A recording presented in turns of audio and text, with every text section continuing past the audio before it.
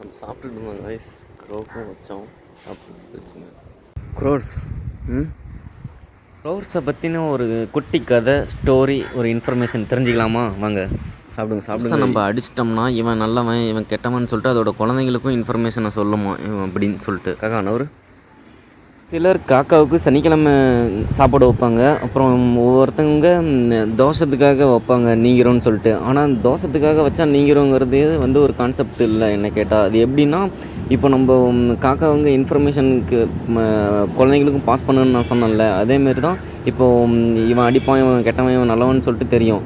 அது வந்து நம்ம தலையிலேயே கொத்துனுச்சுன்னா இப்போ அதை நம்ம மாற்றணும்.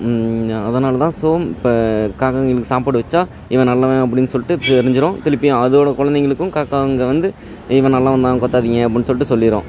இப்போ நான் அந்த வீடியோ உட்காந்து எடிட் பண்ணிட்டு இருக்கும்போது இங்கே ஒரு காக்கா உட்காந்துட்டு இருந்துச்சு, உட்காந்து என்னை பார்த்துட்டு இருக்குது எப்படி எடிட் பண்ணுறான்னு சொல்லிட்டு.